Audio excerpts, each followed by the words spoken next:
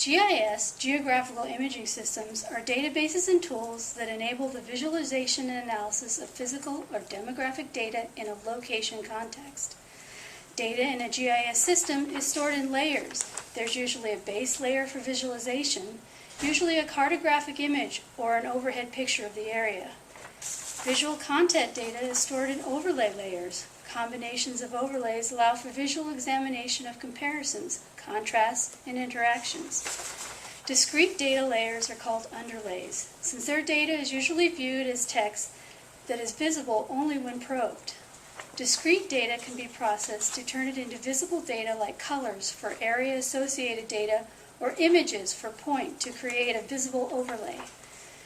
Since all layer information contains positional references, GIS analysis tools can quickly determine and create new visible overlays for proximity between items like villages and wells, churches and liquor stores, densities of data like instances of reported crimes or average housing prices. Given the prevalence of GPS and phones and cameras, capturing and processing location data in ethnographic queries for GIS usually requires just the simple conversion of raw GPS data into discrete GIS underlay data. That new data can then be processed and analyzed with any other layer data in the database. Hi, you may know me from such widely known documentaries as Raiders of the Lost Ark or The Temple of Doom, but I'm here to remind you that most archaeological work actually takes place in the lab, not in the field. And I'm going to tell you about one way GIS can help us archaeologists out in the field. So, through GIS, we can use satellite images of dried riverbeds or lakes, and through mathematics and through GIS manipulation, can figure out the carrying capacity of a given area. Now, a carrying capacity is how many organisms an environment can sustain, just so you know. So, through images like this, as you can see, we have dried riverbeds in the desert. We can then go through some GIS manipulation and the mathematics to find those carrying capacities. And as you can see, it's also very colorful work. Now, the work done in the lab actually saves us time and resources in the field. And those resources can be better used towards more staff or equipment, and we get more time in the field to find more and better archaeological sites. Those resources could also be used for hats or leather jackets or bullwhips, but just remember that X never usually marks the spot. GIS in the public sphere, connecting people in the present to heritage and the experience of place in the past, is what public archaeology is all about, putting a new face on the context of traditional archaeology. While the physical tools of the trade, the trowel, the level, are unchallenged in their effectiveness in unearthing archaeological information, technology is reinventing the space where information can be presented and sites can remain untouched. Not only is GIS one way to manage digitally collected data from heritage sites that are fragile and at risk of damage by visitors, such as Petra in Jordan, virtual archaeology is where GIS mapping has the capability to support efforts to create a virtual experience of an archaeological resource. A tool called ArcGIS Explorer has been used to engage youth attending Hopi schools in Arizona.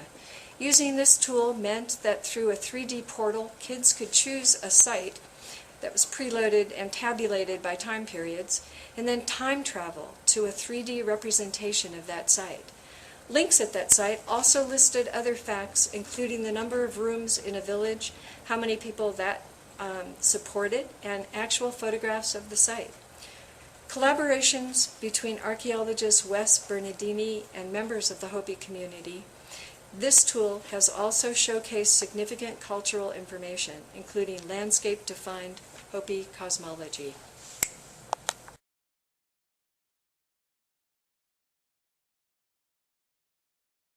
But this method is also changing how archaeologists do their job in the field. Data gathering for GIS purposes can be achieved through handheld GPS devices and LiDAR sensitive equipment. By taking on these kinds of tasks, archaeologists can partner with conservation specialists to preserve significant sites for the public and for professionals.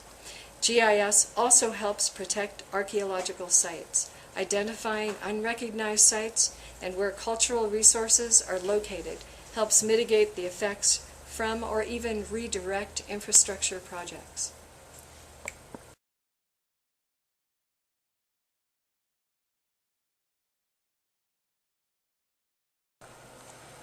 Gee willikers, I wish there was some way to visualize my analysis using this anthropological data.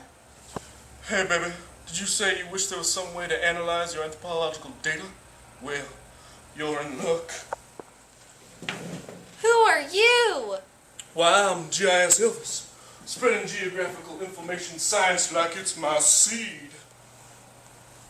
Well, I ain't nothing but a GIS Elvis, mapping all the time. I ain't nothing but a GIS Elvis, graphing all the time.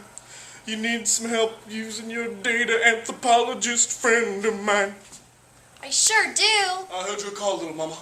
Now sit on down here at this here computer and tell me what things you want here on this pretty little map. Well, I've conducted a project that has highlighted a particular subset of the population that would be well suited for a program implementation, but I don't know how to visualize or generalize this data or anything like that.